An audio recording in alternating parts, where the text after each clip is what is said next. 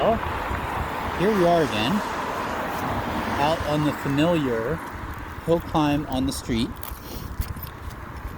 I wanted to get out here this morning because we had some interesting weather come through last night. So I'm just going to get started here. We had some pretty heavy precipitation.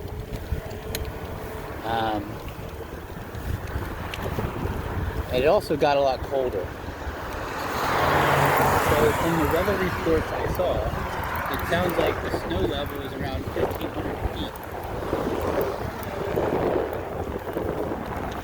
So we'll see if we get up to the snow on the hill climb today.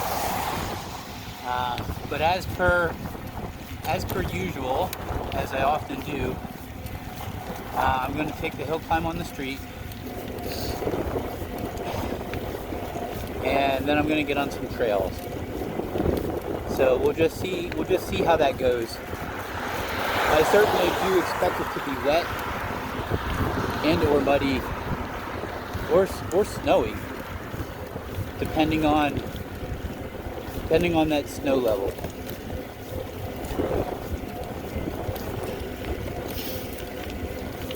Alright, so we'll just settle into the climb here.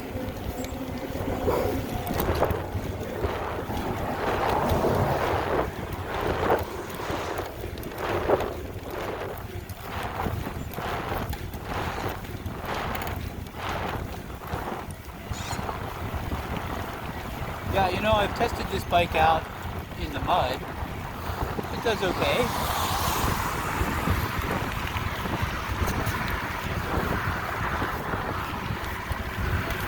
This is an e-bike, so having the pedal assist and the throttle on mud rides I found really helpful. Oftentimes when you're pedaling, it's hard to engage the cranks in the rear tire in a really smooth, progressive manner. And so sometimes when you pedal, it just always causes your back tire to spin if you're on mud. If you're trying to go up an incline or uphill or whatever. But what I found was that in those situations, sometimes just putting a little bit, using the throttle just a little bit, is the right amount of power to engage the rear wheel to give you a little traction and forward push, forward momentum, but without breaking the rear wheel loose. So, yeah, I'm kind of curious to see, there went a car with some snow on it, so I think there's going to be snow up here. So I'm kind of curious to see, does that work? Does that work in snow as well? If I'm trying to take an uphill section, and every time I pedal, the back tire just spins out. I'm curious to see if I use the throttle, if that gives me the right amount of traction. Because this particular bike is not super powerful. It's a class 2 bike.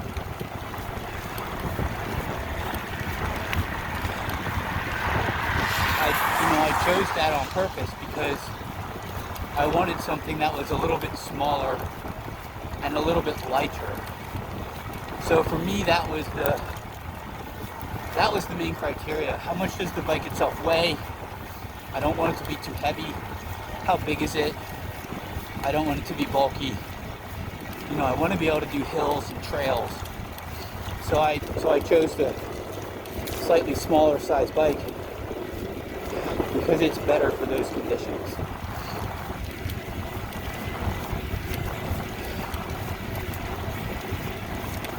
Lots of people out and about, walking their dog, pushing their strollers. Good morning.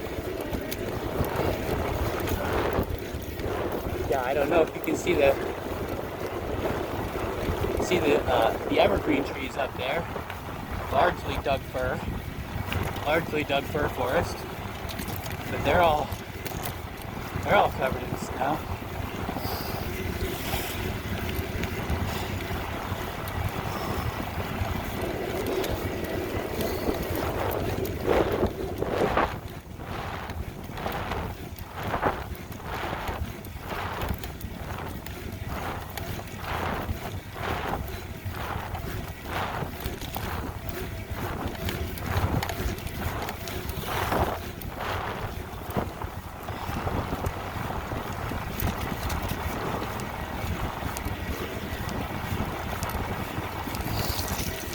We had a few breaks in the clouds a little bit earlier. Some blue skies and the sun shining through. Oh, now it's back to being overcast again. There's a little blue sky to the west, but I'm not sure how much more rain or snow we might get.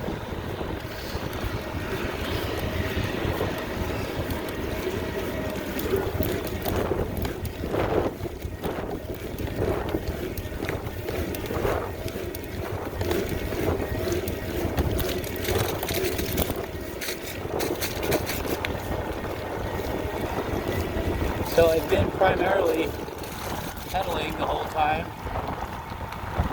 So doing a fair amount of the work with my legs. The pedal assist engages a little bit too. Various different settings, so that helps too.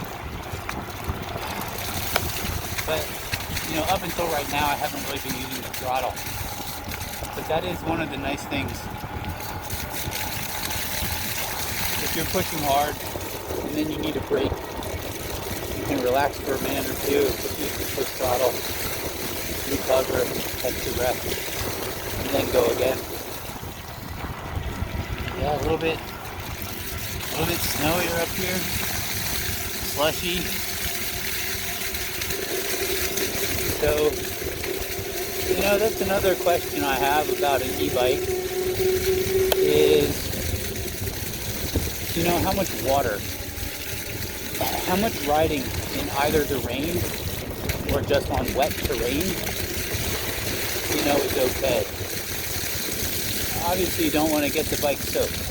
I certainly wouldn't think so. You know, and up until this point, I've ridden, you know, I've been caught out in the rain a few times. You know, but other than that, I've tried not to be out in the wet if I can help it. You know, but after last night, seeing this weather system come through, knowing that there's going to be snow up here and snow on the trails, you know, I just couldn't help myself. So, it's a bit chilly out. So easy to wear all the proper gear, right? I know I say it every time. Helmet, gloves, boots, pants, jacket, all that stuff.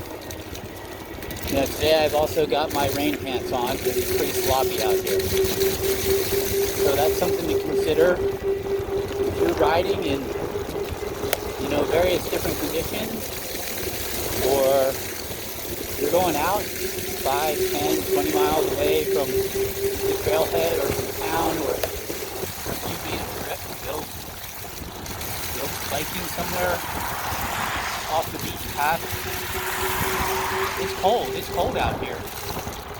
So, something to consider, you know, when you go on a biking trip, you take a little day pack. You have some extra, you know, some extra dry clothes if you needed it. A pair of dry socks, or,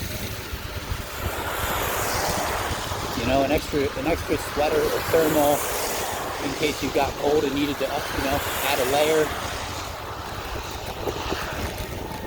Or do you have a little extra water or some food? You know, what if something happened on the trail? What if you tweaked your ankle? Or what if something happened where you ended up being on the trail longer than you expected to. Good stuff to think about.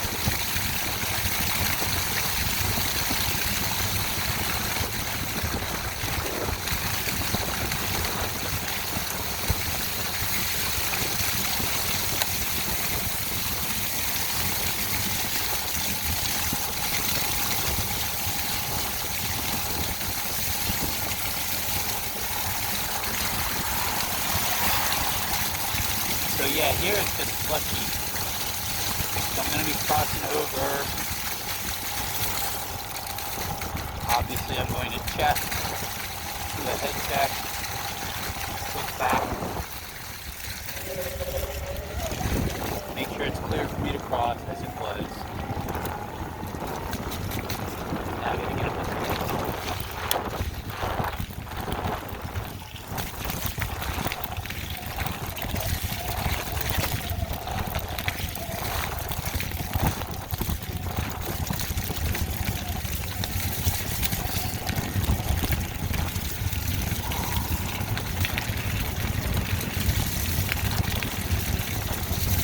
So yeah, it's wet. It's pretty wet. I expected that. It's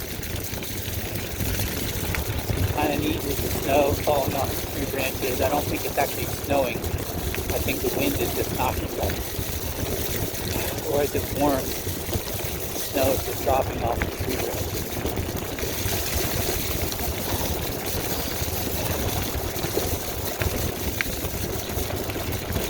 Yeah, it's chilly. I do have my gloves on, but they're not super warm. They're more like full summer gloves, maybe a little spring fall, depending on how the conditions are.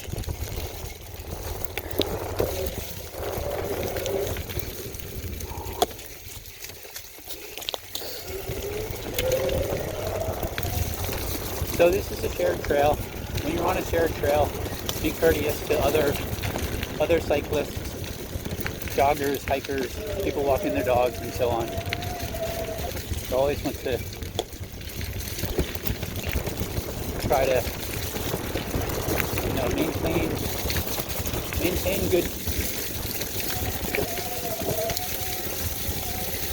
maintain good relations with the other people on the trail.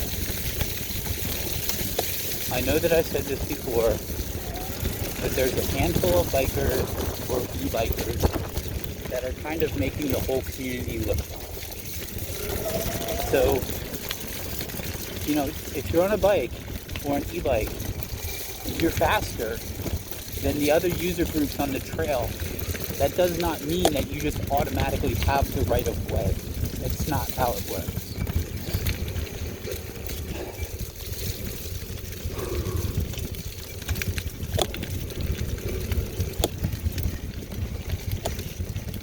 Morning.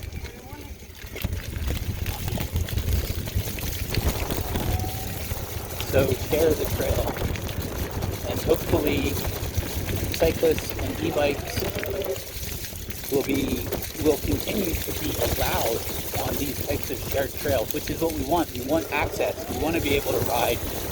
We want to be able to hit these trails. But that means you can't act like the trail belongs to you, because there's lots of other people out there too.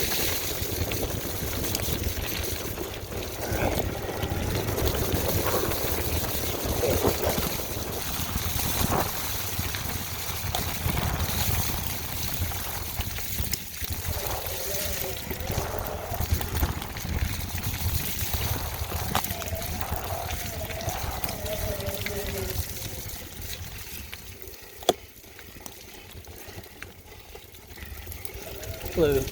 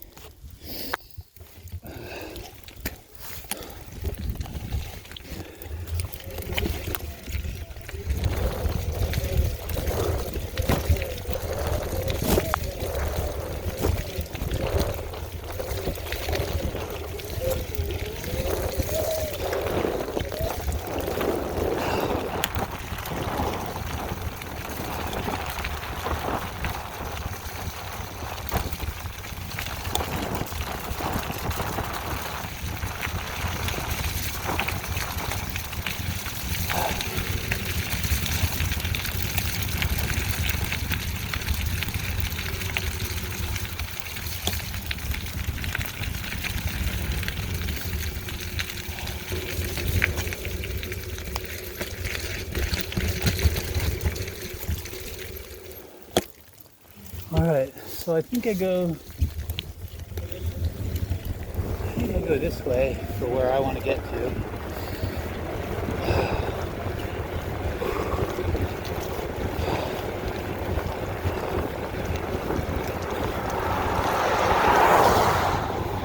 Yeah, I could have worn warmer gloves. The thing about thicker gloves, if you're going to wear warmer gloves, they're going to be thicker, which means your manual dexterity, your ability to use the brake levers and hang onto the handlebars is mildly restricted because there's just more material between your hands and the grips, right? However, if your hands are warm, that's better than if your hands are numb.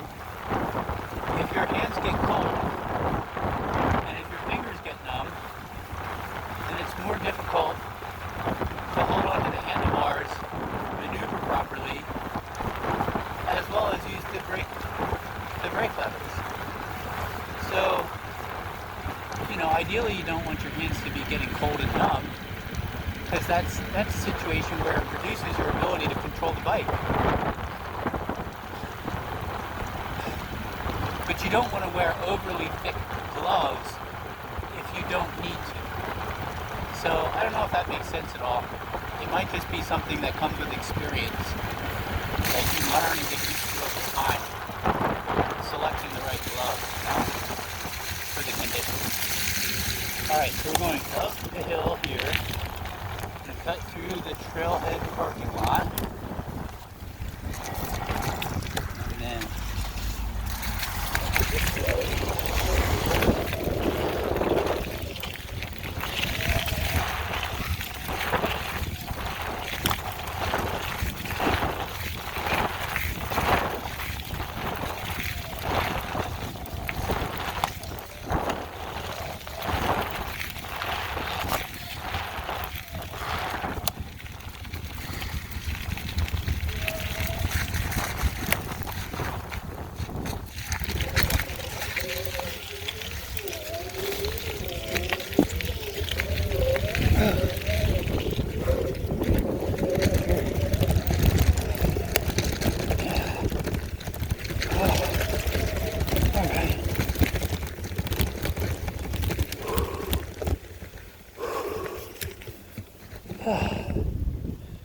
Okay. Alright, so now I need to catch my breath. And after I catch my breath, we'll turn around, take it down the descent. Alright, so going to pause for now.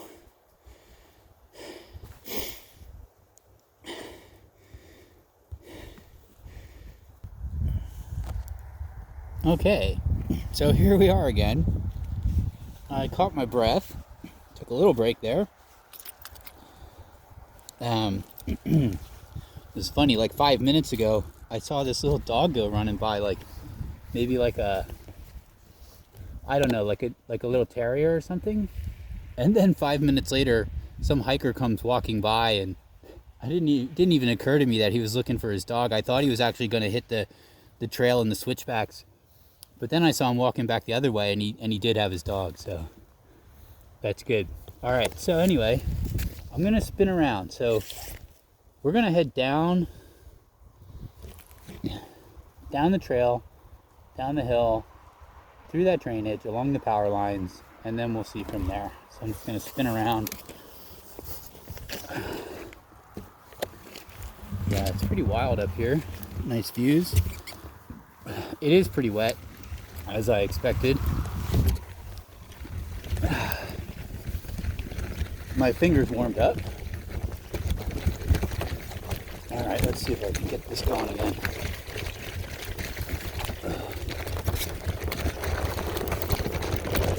So, sometimes when you're doing a descent, sometimes I got to adjust my brake lever. Hang on, or my cable rather. I need a little more tension. Okay. All right.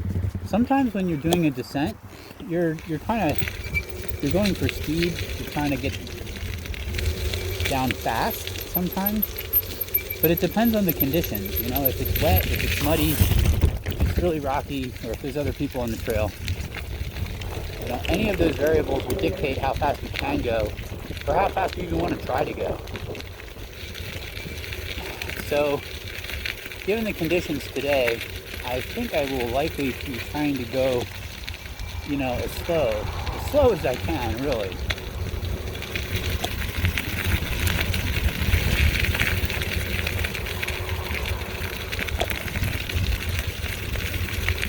I mean, on this gravel, like this gravelly type stuff, it would be fine to go a little faster.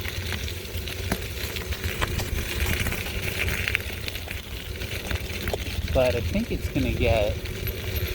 might get muddy and slick.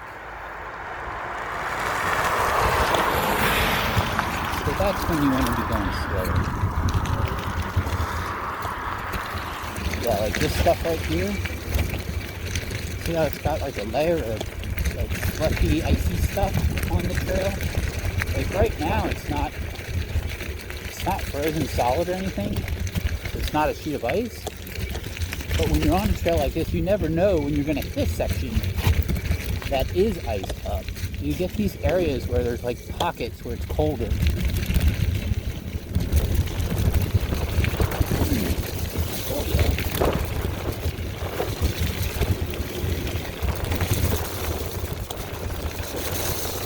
I know, just as I say, I'm going to be going slower, right?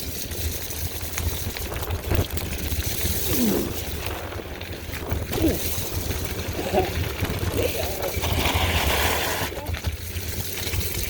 need a little more pull on my back brake lever. My cable is stretched a little bit. So there's the single track trail on the left. I'm going to bypass that. I know it's super muddy, and there's people on that trail. So power lines it is. There's mud track.